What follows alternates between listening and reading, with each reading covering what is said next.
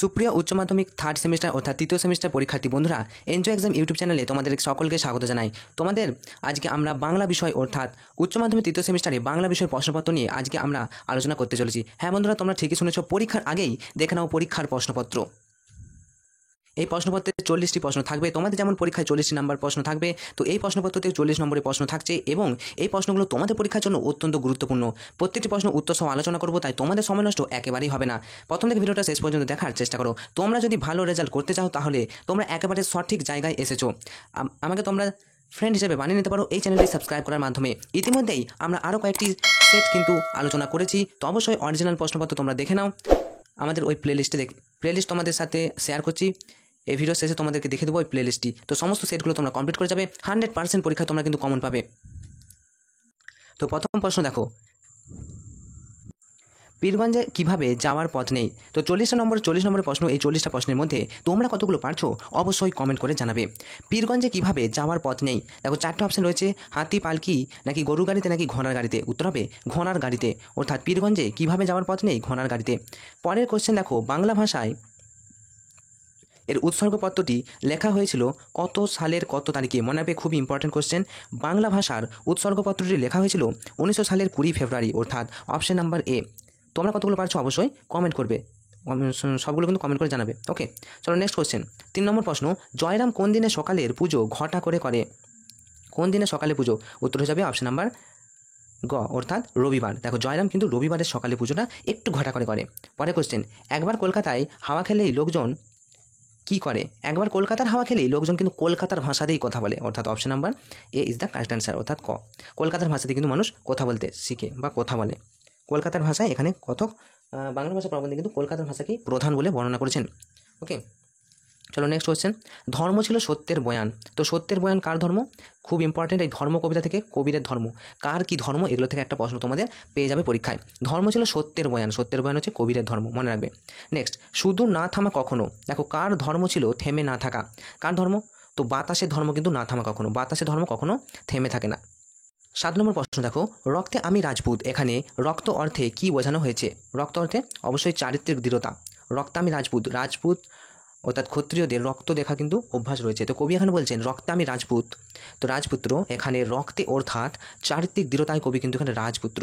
পরে কোশ্চেন, দিগ্বিজয় শব্দের অর্থ কি। দেখো দিগ্বিজয় শব্দের অর্থ দিগ্বিজয় মানে চারিদিক জয় করে যে। এখানে কি হবে, এখানে হবে চতুর্দিক বা নানা দেশ জয় করা, এটা হচ্ছে দিগ্বিজয়। তো কথক কিন্তু এখানে দিগ্বিজয় জয় করতে পাড়ি দিচ্ছিলেন। পরে কোশ্চেন দেখো, শুনে দুর্পতের প্রাণ শুকোয়। কি শুনে, দেখো কি শুনে, অবশ্যই উত্তর হবে কুকুরের চিৎকার। কুকুরের চিৎকার শুনে দুর্পতের কিন্তু প্রাণ শুকোয়। পরের কোশ্চেন, পোডরাজের বাড়ির সামনে কাকটি কোন গাছে বসেছিল। খুব ইম্পর্টেন্ট একটি কোশ্চেন। 4টে অপশনের মধ্যে উত্তর হয়ে যাবে নিম গাছ, মনে হবে খুব ইম্পর্টেন্ট কোশ্চেন। দেখো নিম গাছ, পোডরাজের বাড়ির সামনে কিন্তু নিম গাছ ছিল। চলো নেক্সট কোশ্চেন, কোন যুদ্ধের পরিপ্রেক্ষিতে বা প্রেক্ষাপটে তার সঙ্গে কবিতাটি রচিত হয়েছে। তার সঙ্গে, তার সঙ্গে কবিতাটি কোন যুদ্ধের প্রেক্ষাপটে। তোমরা যদি এই তার সঙ্গে কবিতার যে বিষয়বস্তু বা প্রেক্ষাপট যদি পড়ো তাহলে দেখতে পাবে স্পেনের গৃহযুদ্ধ কিন্তু এখানে উল্লেখ থাকছে। স্পেনের গৃহযুদ্ধের প্রেক্ষাপটে তার সঙ্গে কবিতাটি রচিত হয়েছে, মনে রাখবে। পরে কোশ্চেন 12 নম্বর প্রশ্ন, খুব সমঝে একে পার করতে হবে। কি পার করতে হবে। দেখো 4টে অপশন রয়েছে, উত্তর হয়ে যাবে প্রতিকূল সময়। সময়টা খুবই খারাপ। দেখো অনুকূল কথার অর্থ হচ্ছে ভালো, আর প্রতিকূল কথার অর্থ হচ্ছে খারাপ সময়। তো প্রতিকূল মানে খারাপ অবস্থা আর কি। তো প্রতিকূল সময় চলছে এই মুহূর্তে, তাই খুব সমঝে একে পার করতে হবে। পরে কোশ্চেন, স্যার উইলিয়াম জোন্স ভাষাবিজ্ঞানের সূত্র কবে আবিষ্কার করে। খুব ইম্পর্টেন্ট, ভাষাবিজ্ঞানের জনক, মনে রাখবে। উত্তর হবে স্যার উইলিয়াম জোন্স। আর এই স্যার উইলিয়াম জোন্স ভাষাবিজ্ঞানের সূত্রপাত করেছিলেন কত সালে। দেখো উত্তর হয়ে যাবে 1786 সালে, অর্থাৎ অপশন নাম্বার ঘ। পরে কোশ্চেন, ভাষাবিজ্ঞানের কোন শাখাটি ফলিত ভাষাবিজ্ঞান হচ্ছে এর অন্তর্গত চিহ্নিত করো। কোনটি ফলিত ভাষাবিজ্ঞানের অন্তর্গত। 4টে অপশন রয়েছে, উত্তর হয়ে যাবে সমাজ ভাষা বিজ্ঞান, অর্থাৎ অপশন নাম্বার এ।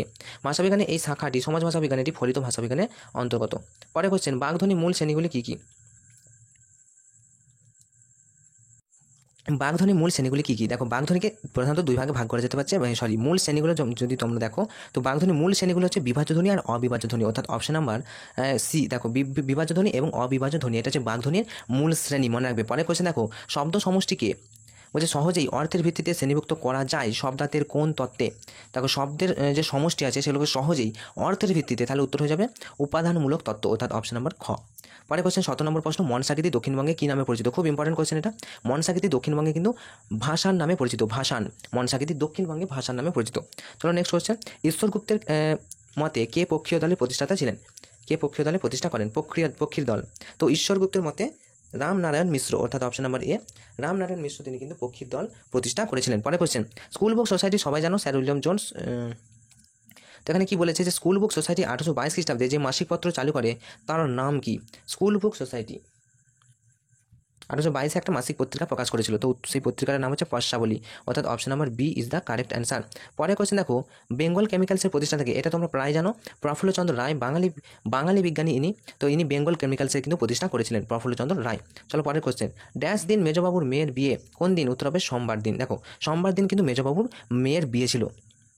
চলো 22 নম্বর প্রশ্ন দেখো, জয়রাম মুখোপাধ্যায়ের বাড়ির ড্যাশ গায়ে একটা ড্যাশ প্রসব করেছিল? উত্তর হবে জয়রাম মুখোপাধ্যায়ের বাড়ির যে গাইটার নাম ছিল কি? মঙ্গলা। তাহলে অপশন কোথায় মঙ্গলা আছে? উত্তর হয়ে যাবে অপশন বি। দেখো জয়রাম মুখোপাধ্যায়ের বাড়ির মঙ্গলা একটি এরে বাছুর প্রসব কিন্তু করেছিল। চলো পরে কোশ্চেন, বাংলা ভাষা সংস্কৃত ভাষার ড্যাশ চাল নকল নকল করছে। তো বাংলা ভাষা সংস্কৃত ভাষার ড্যাশ চাল নকল করছে, কী হবে? গোদাই লস্করি চাল। তোমাদের বই কিন্তু আছে, ভালো করে দেখবে। বাংলা ভাষা যে প্রবন্ধটা আছে বাঙ্গালা ভাষা, তো এটাতে কিন্তু আছে। তো এখানে কবি স্বামী বিবেকানন্দ বলতে চেয়েছেন যে বাংলা ভাষা সংস্কৃত ভাষার গোদাই লস্করি চাল, অর্থাৎ অপশন নাম্বার সি গোদাই লস্করি চাল কিন্তু নকল করেছে। পরে কোশ্চেন দেখো, তার নাম রেখেছি, তার নাম কি রেখেছি? তার নাম রেখেছি বিশ্বাস, অর্থাৎ অপশন নাম্বার সি। পরে কোশ্চেন, যার সময় হয়নি, যাই রোগ হোক না কেন সে ড্যাশ যাবে, সে কোথায় যাবে? উত্তর হবে টিকে যাবে। ওকে, যার সময় হয়নি সে যাই রোগ হোক না কেন সে টিকে যাবে। এটা কোথা থেকে নেওয়া হয়েছে? অবশ্যই পরিরাজ থেকে নেওয়া হয়েছে। পরে কোশ্চেন দেখো, মানুষের মস্তিষ্ককে ভাষা শেখার যন্ত্র বা ল্যাঙ্গুয়েজ অ্যাকুইজিশন সিস্টেম বা ডিভাইস LAD বলে উল্লেখ করেছেন। LAD, তো এটা কে উল্লেখ করেছেন? উত্তর হয়ে যাবে নোয়াম চমস্কি। মোস্ট ইম্পর্টেন্ট প্রশ্ন, বারবার পরীক্ষা আসে। পরে কোশ্চেন, ধ্বনির লিখিত ও সাংকেতিক রূপটাকে কী বলে? ধ্বনির লিখিত এবং সাংকেতিক রূপকে বলে বর্ণ। মনে রাখবে বর্ণ, খুব ইম্পর্টেন্ট কোশ্চেন, লিখিত ও সাংকেতিক রূপকে বলে বর্ণ। এবার দেখো তথ্যভিত্তিক সঠিক উত্তরটি তোমাদের নির্বাচন করতে বলেছে। তো আগে 4টে তথ্য জেনে নাও। বলেছে যে শব্দার্থতত্ত্বের আলোচ্য বিষয়, 1 নম্বর স্বতন্ত্র অর্থে বিশ্লেষণ করে, এক শব্দের সঙ্গে অপর শব্দের যে ভাষাভিত্তিক অর্থভিত্তিক সম্পর্ক, নাকি সময়ের সঙ্গে সঙ্গে ভাষার অর্থের পরিবর্তন, নাকি শব্দান্তের রূপান্তরণ। এই 4টে অপশন কিন্তু দিয়েছে, ভালো করে কোশ্চেনটা তোমরা পড়ে নাও। শব্দার্থতত্ত্বের আলোচ্য বিষয় কী? তো উত্তর হয়ে যাবে অপশন নাম্বার এ। দেখো 1, 2 এটা সঠিক এবং 3 ও 4 ভুল, সরি 1 আর 2 সঠিক, 3, 4 ভুল। এটা একটু দেখে নেবে তোমরা ভালো করে কোশ্চেনটা। চলো আমরা পরের কোশ্চেন চলে আসবো।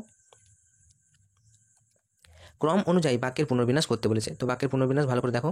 ওই যে প্রথমে দিগ্বিজয় যেতে হবে, দুয়ারানি দিলেন সাজিয়ে, দিগ্বিজয় যেতে হবে, দুয়ারানি সাজিয়ে দিয়েছে, হ্যাঁ একদম। তো ক্রম অনুযায়ী কোনটা আগে হয়েছিল কোনটা পরে হয়েছিল তোমাদেরকে কিন্তু এটা বার করতে হবে। 2 নম্বর বলছে আকাশে পুষ্পক আর সপ্তডিঙা সাজে সিন্ধু জলে। 3 নম্বর বলছে নিশ্চিত পৌঁছবো তার সেই তৃষ্ণহর খজুরে দ্বীপে। 4 নম্বর তেপান্তরে পক্ষীরাজ, তার নাম রেখেছি বিশ্বাস। তো সবগুলোই তো ঠিকই আছে, তো কবে কোনটা ঘটেছে, কখন ঘটেছে, মানে কোনটা আগে ঘটেছে কোনটা পরে ঘটেছে সেটাই তোমাদের কাছে জানতে চেয়েছে। তো উত্তর আমরা নিয়ে নেবো অপশন নাম্বার গ। অপশন নাম্বার গয়ে কী বলেছে? 1, 2, 3, 1, 2, 4, 3, প্রথম 1, তারপর 2, তারপর 4, তারপর 3। তো উত্তরটা তোমরা একটু ভিডিওটা পজ করে কিন্তু এবার বুঝে নেবে। ওকে, চলো নেক্সট কোশ্চেন, স্তম্ভ মিলানো কোশ্চেন তোমাদের পরীক্ষা আসবে। তো এই স্তম্ভ মিলানো প্রশ্ন কী বলেছে দেখো, রক্তে আমি, তো রক্ত আমি কি? রক্ত আমি রাজপুত, অর্থাৎ একের দাগের উত্তর হয়ে যাবে সি। দুঃখিনী দুয়ারানী, দুঃখিনী বলা হয়েছে দুয়ারানীকে। কবি কথক যাবেন, কবি কথক কোথায় যাবে? দিগ্বিজয়ে। এবং কবি কথকের নেই কি নেই? কবচকুণ্ডল ধিনক তিনি, তিনি তো দুয়ারানী ছেলে, তার তো কবচকুণ্ডল ধনুক ত্রিনের এইসব কিছু থাকেনি, তার ছিল দুটি অস্ত্র, একটা হচ্ছে বিশ্বাস আর একটা হচ্ছে ভালোবাসা, এই নিয়েই সে দিগ্বিজয় যাচ্ছে।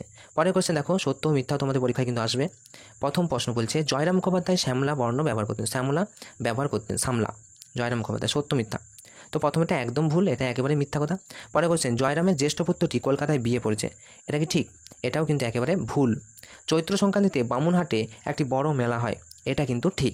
চৈত্র সংক্রান্তিতে বামুনহাটে একটি বড় মেলা হয়, আর এই বামুনহাটে মেলাতেই কিন্তু আদরিনী অর্থাৎ সেই হাতিটিকে নিয়ে যাওয়া হয়েছিল বিক্রির জন্য।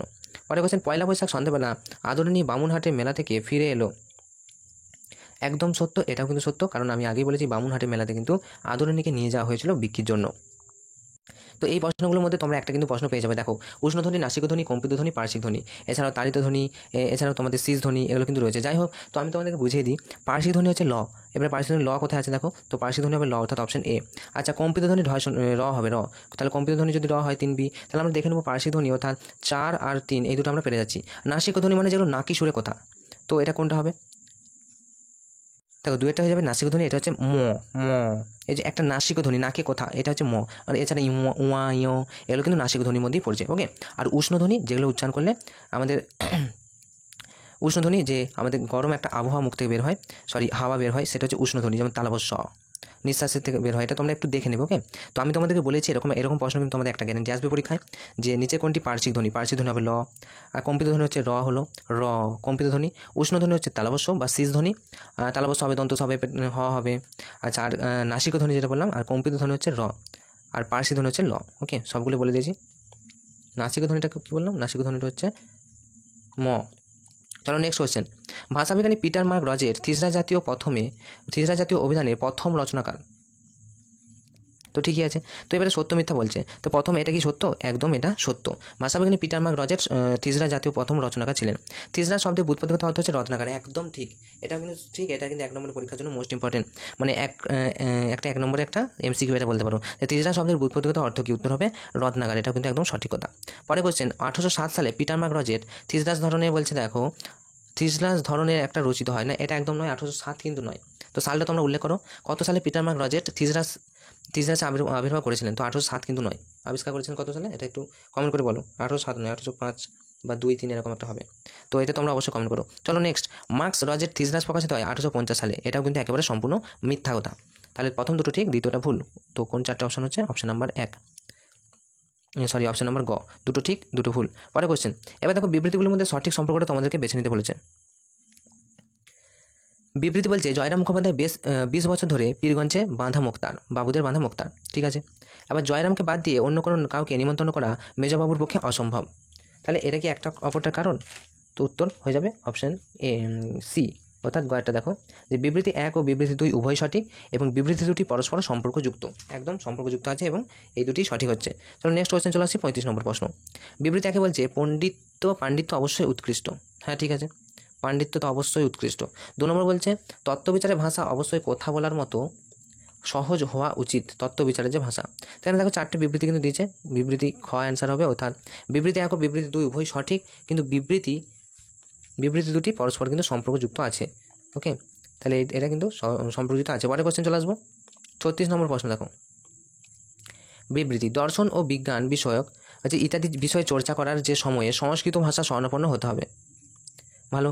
এবার দেখো, তারপরে বলছে ভাষা উন্নতির প্রধান উপায়। তো এখানে কোনটা ঠিক কোনটা ভুল? উত্তর হয়ে যাবে অপশন এ ভুল, কিন্তু আর সঠিক। দর্শন বিজ্ঞান ইত্যাদি নিয়ে সংস্কৃত কেন আলোচনা করতে হবে, বা দর্শন বিজ্ঞান ইত্যাদি বিষয়ে চর্চা করার সময় সংস্কৃত ভাষার কেন স্বর্ণাপন্ন হতে হবে? এটা কিন্তু একদম ভুল কথা। কিন্তু ভাষা উন্নতির প্রধান উপায়, ভাষা কিন্তু আমাদের উন্নতির প্রধান উপায়, এটা কিন্তু একটা কারেক্ট।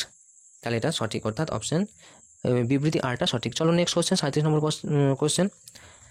দুয়ারানি কবিকথককে সাজিয়ে দিলেন, কবিকথক দিগ্বিজয় যাবেন। বুঝে একটার সঙ্গে একটা কি কানেকশন আছে? অবশ্যই কিন্তু কানেকশন আছে। তাহলে অপশন এ এবং বি উভয় সঠিক, এবং আর এ যথার্থ ব্যাখ্যা, ওকে। চলো নেক্সট কোয়েশ্চেন, 38 নম্বর প্রশ্ন। জগদীশবাবু কী হবে? 4টে অপশন রয়েছে। জগদীশবাবু অবশ্যই গাছপালা হবে। আচ্ছা, আচার্য প্রফুল্লচন্দ্র রায়, বলে আসছি। আচ্ছা, রবীন্দ্রনাথ ঠাকুর কী হবে? তো জগদীশ চন্দ্র বসু গাছপালাটা আমরা না করে জগদীশ চন্দ্র বসুকে আমরা যে অব্যক্ত গ্রন্থের রচয়িতা বলতে পারি, ওকে। জগদীশ চন্দ্র বসু অব্যক্ত, অর্থাৎ অপশন এর সাথে উত্তর হয়ে যাবে অপশন ডি। আচার্য প্রফুল্লচন্দ্র রায়, এটা কী হবে? তিনি গাছপালা কিন্তু নিয়ে কাজ করেছেন। আচ্ছা, নেক্সট কোয়েশ্চেন, জগনানন্দ রায়, ইনি হচ্ছে গাছপালা। আচ্ছা, আগেরটা আমরা একটু ভুল বললাম, দেখে নাও। আচার্য প্রফুল্লচন্দ্র রায়, ইনি কী করেছেন? ইনি হচ্ছে প্রাচীন ভারতে বিজ্ঞান চর্চার নিদর্শন দিয়েছিলেন। আচার্য প্রফুল্লচন্দ্র রায় প্রাচীন ভারতে বিজ্ঞান চর্চার নিদর্শন। আচ্ছা, জগদানন্দ রায়, ইনি কী করেছিলেন? দেখো উত্তর হয়ে যাবে অপশন নাম্বার সি, অর্থাৎ তিনি কিন্তু কী করতেন? Option C. দেখো জগদীশ চন্দ্র বসু, তাহলে কী হবে? আরেকবার বলেছি, জগদীশ চন্দ্র বসু হবে অব্যক্ত, এবং 2 নম্বর হবে বি, অর্থাৎ আচার্য প্রফুল্লচন্দ্র রায় হবে গাছপালা। আচ্ছা, আচার্য প্রফুল্লচন্দ্র রায় হবে বি, অর্থাৎ প্রাচীন ভারতে বিজ্ঞান চর্চার নিদর্শন। অপশন সি দেখো, জগদানন্দ রায় হবে অপশন সি, অর্থাৎ গাছপালা। এবং 4, রবীন্দ্রনাথ ঠাকুর ছিলেন বিশ্ব পরিচয়, ওকে। তো 39 নম্বর প্রশ্ন দেখো, ভাষা হলো উন্নতির প্রধান উপায়। একদম ঠিক, তাই তো, ভাষা উন্নতির প্রধান উপায়, এটা তো ঠিকই। 2 নম্বর বলছে, প্রাকৃতিক নিয়মে চট্টগ্রামের ভাষা বলবান হচ্ছে। তো প্রাকৃতিক নিয়মে চট্টগ্রামের ভাষা বলবান হচ্ছে, তাও আবার প্রাকৃতিক নিয়ম, এটা আবার কী নিয়ম? তো অপশন বিবৃতিটা আমার ঠিক লাগেনি, অর্থাৎ অপশন বিবৃতি ভুল। তাহলে অপশন বিবৃতি এ সঠিক, এবং বিবৃতি 2টা ভুল আছে, ওকে। চলো নেক্সট কোয়েশ্চেন, 40 নম্বর প্রশ্ন তথা আজকের লাস্ট প্রশ্ন। কি বলছে? কবিরের ধর্ম ছিল সত্যের বয়ান। হ্যাঁ, একদম সত্য কথা এটা। এবং লেনিনের ধর্ম ছিল নতুন পতাকা। তো এটাও তো সত্য। তাহলে কোনটা হবে? দুটোই সত্য। তাহলে অপশন কী হয়ে যাবে? অপশন হয়ে যাবে বিবৃতি 1 এবং বিবৃতি 2 উভয় সঠিক, কিন্তু বিবৃতি যে দুটি পরস্পরকে কিন্তু সম্পর্কযুক্ত নয়। যাই হোক, তো বুঝতে পেরেছো, এই ছিল তোমাদের 40 নম্বরের প্রশ্ন। এই 40টা প্রশ্নের মধ্যে তোমরা কতগুলো পারলে অবশ্যই কিন্তু আমাকে কমেন্ট করে জানাও। আমাদের এই চ্যানেলে নতুন নতুন ভিডিও পেতে আর পাশাপাশি সমস্ত সঠিক খবরের আপডেট এবং এই উচ্চ মাধ্যমিক থার্ড সেমিস্টার ভালো রেজাল্ট করতে চাইলে অবশ্যই চ্যানেলটি সাবস্ক্রাইব করে পাশে থাকা নোটিফিকেশন অল সিলেক্ট করে রাখো। তোমার বন্ধুদেরকেও এই ভিডিওটা একটু শেয়ার করে দিও। তোমাদের প্রত্যেকের পরীক্ষা ভালো হবে এই শুভকামনা জানাই। Enjoy exam, all the best.